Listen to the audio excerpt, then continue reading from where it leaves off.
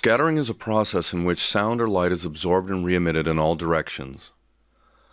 Light is scattered by molecules and larger specks of matter that are far apart from one another in the atmosphere. A beam of light falls on an atom and causes the electrons in the atom to move temporarily in larger orbits. The more vigorously oscillating electrons re-emit light in various directions. Atoms and molecules re-emit light waves. Very tiny particles do the same. The nitrogen and oxygen molecules and the tiny particles that make up the atmosphere are like tiny bells that ring with high frequencies when energized by sunlight. Like the sound from bells, the light is sent out in all directions.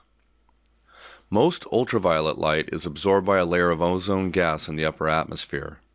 Of the visible frequencies, violet light is scattered the most, followed by blue, green, yellow, orange, and red in that order.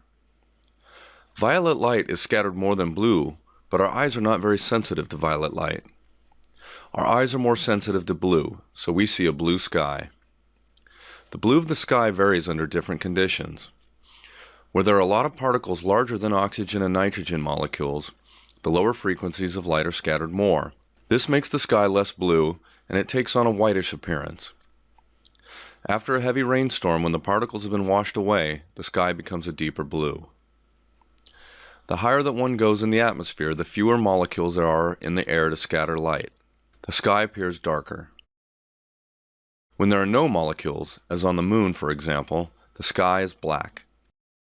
Water droplets in a variety of sizes, some of them microscopic, make up clouds. The different sized droplets result in a variety of frequencies for scattered light. Low frequencies from larger droplets and high frequencies from tinier droplets of water molecules. The overall result is a white cloud.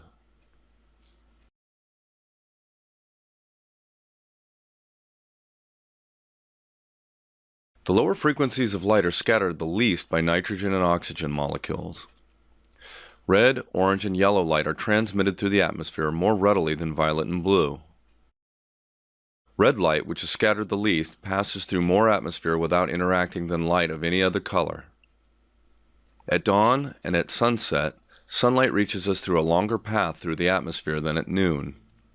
At noon, sunlight travels through the least amount of atmosphere, so a relatively small amount of light is scattered. As the sun is lower in the sky, the path through the atmosphere is longer, and more blue light is scattered from the sunlight. Less and less blue remains in the sunlight that reaches the earth. The sun appears progressively redder, going from yellow to orange and finally red. By the time a beam of light gets to the ground at sunset, only the lower frequencies survive, producing a red sunset.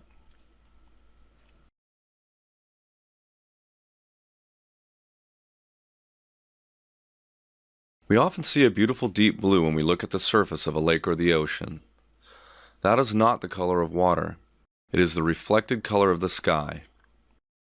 The color of water itself, as you can see by looking at the water at a sandy white beach, is a pale greenish blue. Ocean water is cyan because it absorbs red. The froth in the waves is white because its droplets of many sizes scatter many colors.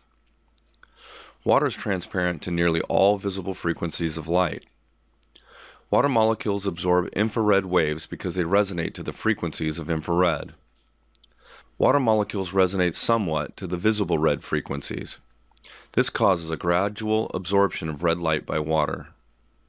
The complementary color of red is cyan, a greenish-blue color. In seawater, everything at these depths looks greenish-blue.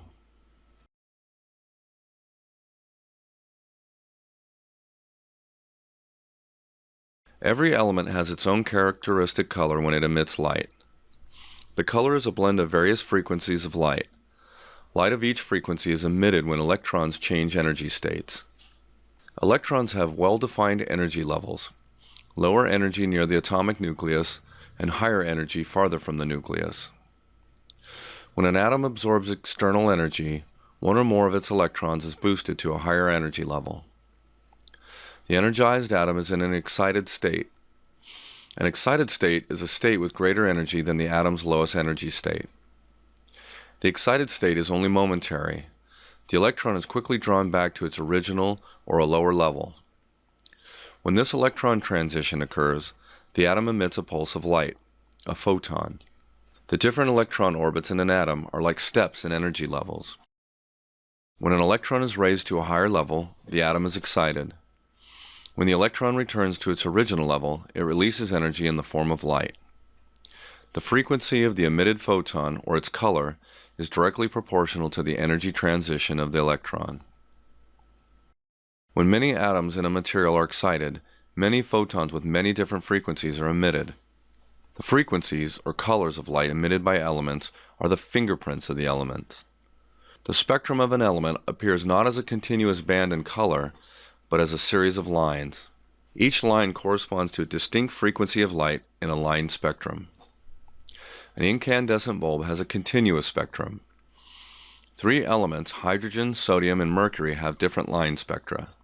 Much of the information that physicists have about atomic structure is from the study of atomic spectra. The atomic composition of common materials, the Sun, and distant galaxies is revealed in the spectra of these sources.